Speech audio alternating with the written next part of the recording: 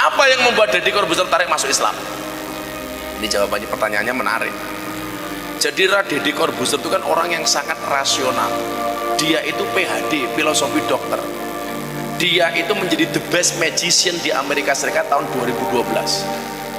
Deddy Corbuzier itu orang yang sangat cerdas. Sampai cerdasnya dia, rambut tidak berani tumbuh di kepalanya. Makanya kemudian apa? Ketika saya berbicara dengan Deddy Corbuzier, saya harus upgrade, mas. Kalau saya berbicara dengan bapak di lokalisasi, bahasa saya downgrade, menyesuaikan mereka. Khotibunas biqadri ukulihim. Tapi kalau saya berbicara dengan Deddy, saya upgrade. Contoh begini, bro, gua mau tanya nih, collab YouTube tanpa teks. Menurut saya, perintah agama itu banyak yang gak rasional. Saya kaget, maksud lu apa?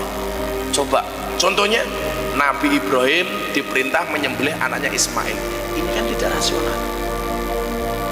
Saya bilang, ya juga ya. Nabi Ibrahim dibakar Namrud tidak mempan. Nabi Yunus dimakan ikan tidak mati. Nabi Musa bisa membelah lautan menjadi jalan. Ini kan tidak rasional. Nabi siapa? Nabi Isa berjalan di atas air. Kalau itu sulapan, saya bisa katanya. Wah, kurang ajar ya aku. Dan saya buktikan Deddy Corbuzier itu bisa berjalan di atas air dengan trik dia. Cuman dia belum ngaku triknya bagaimana. Saya bisa kalau cuman kayak gitu, itu sulapan Nabi Isa itu dia bilang. Karena begitu cerdasnya otak dia. Dia baca Al-Quran sebelum dia masuk Islam. Coba. Akhirnya jawaban saya apa? Coba lo jawab katanya. Oh, dari alasan jawab isin ya aku. Marwahku sebagai ustadz, aduh bahaya ya. Akhirnya jawaban saya apa? Spontan saya jawab, bro, kenapa banyak perintah Allah dalam beragama itu banyak yang tidak rasional? Jawaban saya apa? Iya, karena kalau semua perintah Allah itu rasional, berarti tidak ada bedanya agama dengan ilmu pengetahuan. Kamu nggak butuh beragama, cukup kuliah saja. Langsung dia bilang, this is so amazing for me. Utak murah nyanda, utak murah nyanda.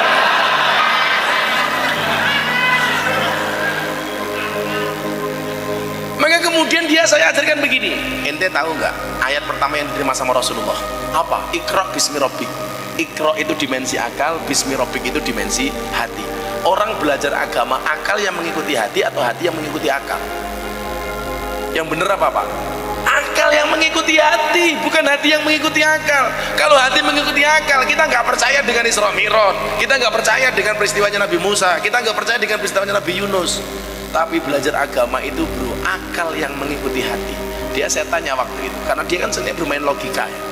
Orang-orang yang bermain itu kan pakai logika. Saya tanya apa sama dia, mas? Kamu tahu nggak, cinta itu dari mata turun ke hati atau dari hati turun ke naik ke mata? Dia jawab dari mata turun ke hati. Itulah goblok kamu. Saya bilang waktu itu, loh kenapa begitu? Iya, kalau cinta itu dari mata turun ke hati, berarti seumur hidup kamu tidak akan pernah mencintai Allah. Kenapa? Karena matamu tidak pernah melihat Allah. Kalau cinta itu dari mata turun ke hati, berarti kamu tidak akan pernah cinta dengan Rasulullah. Kenapa? Karena matamu tidak pernah melihat Rasulullah. Kalau cinta itu dari mata turun ke hati, berarti orang buta itu tidak akan pernah menikmati indahnya cinta. Kenapa? Karena orang buta matanya tidak pernah melihat. Nyatanya oke, wong buta ya bojone meteng cinta. Karena cinta itu dari hati naik ke mata. Kalau hatinya sudah cinta, seburuk apapun pasangannya tetap dia cinta. Akhirnya dia mikir, iya juga ya. Dan peristiwa yang sangat dia ingat, kenapa kemudian dia masuk Islam, gara-gara bulan Ramadan kemarin, saya sebelum datang ke studio, saya mampir restoran, saya beli makanan. Bulan puasa, saya bawakan dia makanan enak-enak, begitu mau syuting, lo makan dulu. Langsung dia bilang, lu gila, kenapa? Banyak orang di luar sana puasa minta dihormati, lu malah bawain gua makan. Saya bilang, kan kamu nggak puasa, kamu orang Katolik. Saya tidak sepakat dengan bahasa hormatilah orang berpuasa, sementara bahasa ini keluar dari mulut orang berpuasa. Kalau ada bahasa hormatilah orang yang berpuasa, seharusnya kalimat ini keluar dari mulut mereka orang yang tidak puasa. Kalau bahasa ini keluar dari mulutnya orang berpuasa, berarti kita puasa hanya minta untuk dihormati tok, dapatnya penghormatan tok. Padahal kata Allah apa? As-saumu li wa ana ajza'u bih. Puasa itu adalah untukku dan aku yang akan membalasnya.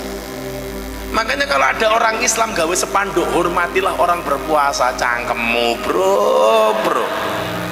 Yang nulis ini seharusnya siapa? Mereka yang tidak puasa. Maka kemudian dia mengatakan apa? Kok pandangan kamu terhadap agama indah ya?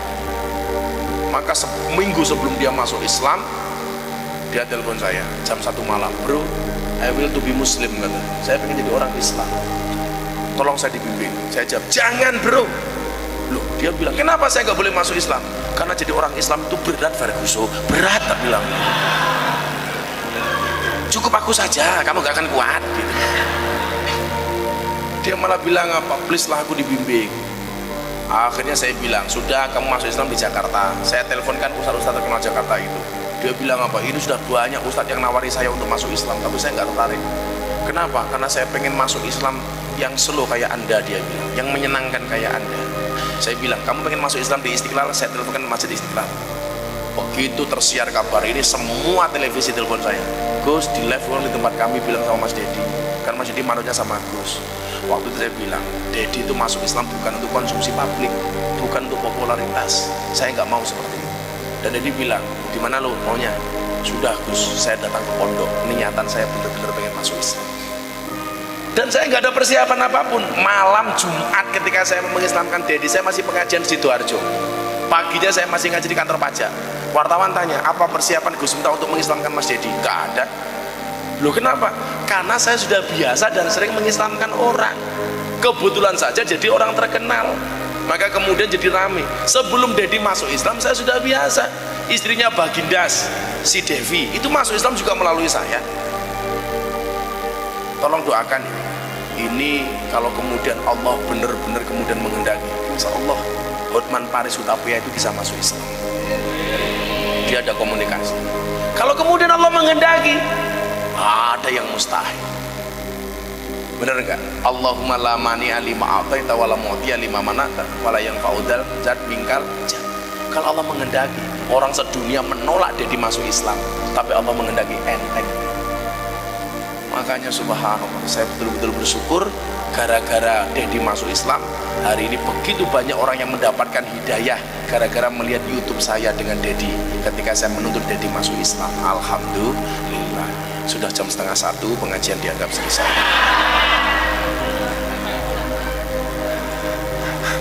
Kita akhiri dengan doa kafaratul majlis. Bismillahirrahmanirrahim. Subhanakallahumma wa bihamdika asyhadu an la ilaha illa anta astaghfiruka wa atubu ilaik. Walhamdulillahi rabbil alamin. Wallahul muwaffiq ila aqwamit thoriq wal 'afwu minkum. Assalamualaikum warahmatullahi wabarakatuh.